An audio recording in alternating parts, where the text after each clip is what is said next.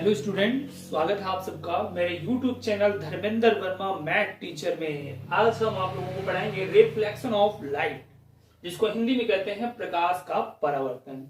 क्या होता है प्रकाश का परावर्तन, आज आप लोग सीखेंगे। यानी देखिए, सबसे पहले हम एक मिरर को लेते हैं, एक दर्पण को लेते हैं, जो कि हमारा दर्पण है समतल दर्पण। ये कोई भी दर्पण ऐसा नहीं है जो उत्तल अवतल में हो, एक समतल दर्पण है जिसको प्लेन मिरर कहते हैं।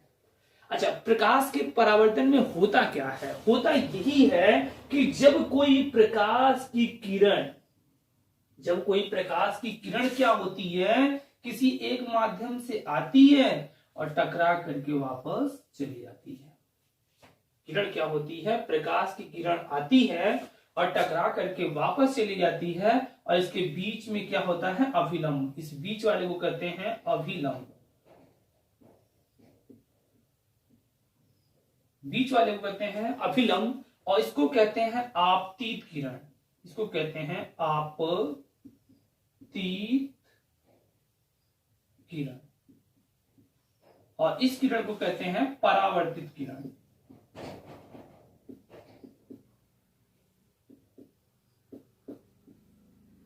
यानी आने वाली किरण को आपतित किरण और टकरा करके जाने वाली किरण को परावर्तित किरण, और इसके बीचों बीच में जो होता है इसको कहते हैं अभिलंब। प्रकाश के परावर्तन में होता क्या है कि जब प्रकाश की किरण एक माध्यम से आती है और उसी माध्यम में किसी कांच या समतल पृष्ठ से या चिकने पृष्ठ से टकरा करके वापस चली जाती है, इस क्रिया को प्रकाश का परावर्तन कहते हैं। प्रकाश का परावर्तन इसे ही कहते हैं। और इन स्थितियों में जब ये आती है तो इनके बीच कोण बनता है, यानी आने वाले कोण को आई कहते हैं, और इधर से जो निकलने वाला कोण होता है उसको आर कहते हैं। अर्थात हम कह सकते हैं कि ये एंगल आई होता है और ये एंगल आर। इसको इंग्लिश में इंसाइडेंट एंगल बोला जाता है और इसको इंग्लिश में रिफ्लेक्टेड एंगल बोला जाता है। ये चीजें होती हैं। जैसा कि आप लोग यहाँ पे देख रहे हैं कि मैं आप लोगों को बताया हूं कि प्रकाश के परावर्तन में प्रकाश की किरण आती है, किसी चिकने तल या पृष्ठ से टकरा करके वापस लौट जाती है, और इस घटना को प्रकाश का परावर्तन कहते हैं।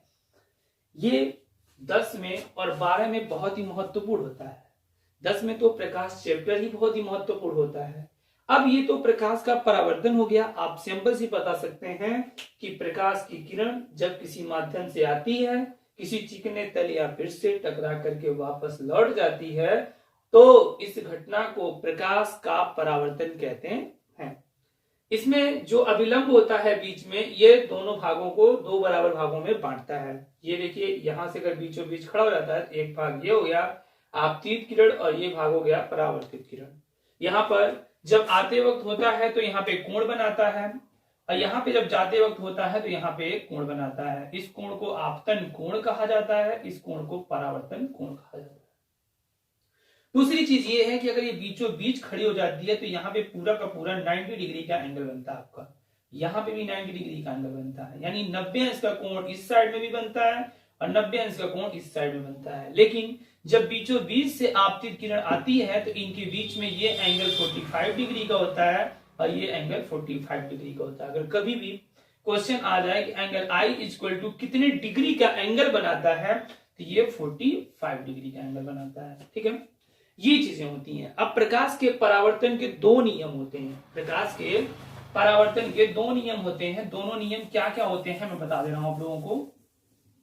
प्रकाश के परावर्तन के दो नियम। प्रकाश के परावर्तन के नियम, अगर प्रकाश के परावर्तन का नियम की बात कर रहा है तो प्रकाश के परावर्तन के दो नियम होते हैं। प्रकाश परावर्तन के कितने नियम होते हैं? दो नियम होते हैं। अब ये नियम आप लोग बहुत ही आसानी से समझ लेंगे। जैसे कि मैं यहाँ पे जो चित्र बनाया था उसको यहाँ पे बना देता हूँ एक बार फिर से। ये बीच में अभिलंब है, ये आपतित किरण है, ये परावर्तित किरण है, ये अभिलंब है, यहाँ पे आपतन कोण आई है और यहाँ पे परावर्तन कोण आर है। इसको आपतित कहते हैं, आपतित किरण इसको परावर्तित किरण कहते हैं, परावर्तित किरण ये होती है बच्चों। क्या कहता है पहला नियम हमारा? आपतित किरण, परावर्तित किरण। क्या है? आपतित किरण और परावर्तित किरण, और ये अभिलंब जो होता है,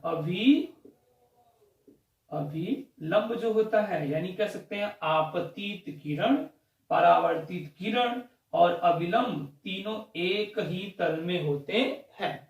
यहां पे लिखेंगे आपतित किरण, आपतित किरण तथा परावर्तित किरण तथा अभिलंब,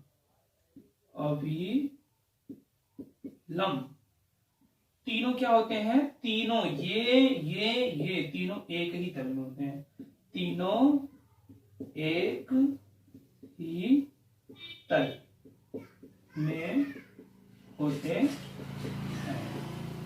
यानी हम कह सकते हैं कि पहला नियम क्या होता है कि आपतित किरण, परावर्तित किरण तथा अभिलंब तीनों एक ही तल में होते हैं। ये पहला नियम हो गया, किसका? प्रकाश के परावर्तन का पहला नियम है। और आप लोग दूसरा नियम देख सकते हैं। दूसरा नियम बहुत ही सरल होता है। दूसरा नियम क्या होता है कि आपतन कोण आई, ये वाला कोण आपतन कोण आई जो होता है, और परावर्तन कोण आर आपस में बराबर। देखिए ये अगर जितने डिग्री पे काटा है 45 डिग्री पे, तो ये भी आपका 45 डिग्री पे ही काटा है। यानी कह सकते हैं दूसरा नियम कि आपतन कोण आई बराबर होता है परावर्तन कोण आर के। यानी आपतन कोण आई परावर्तन कोण आर के बराबर होता है, तो आपतन कोण आई बराबर परावर्तन कोण आर। यह प्रकाश के परावर्तन का दो नियम होता है। और प्रकाश का परावर्तन मैंने आप लोगों को बता दिया कि आपतित किरण आती है, यानी प्रकाश की कोई भी किरण आती है, किसी चिकने तल या पृष्ठ से टकरा करके वापस उसी माध्यम में लौट जाती है। इस घटना को प्रकाश का परावर्तन कहते हैं। और इस घटना के तहत दो कोण बनता है, जिसको हम आपतन कोण आई कहते हैं, और एक परावर्तन कोण आर बनता है। और यह दूसरा नियम भी होता है कि आपतन कोण आई और परावर्तन कोण आर आपस में बराबर होते हैं। और पहला नियम क्या होता है? आपतित किरण, परावर्तित किरण तथा अभिलंब तीनों, देखिए तीनों के तीनों एक ही तल में, एक ही बिंदु है ना, एक ही तल में, एक ही बिंदु में, इन्हें सेम पॉइंट पे होते हैं। ये चीजें हैं।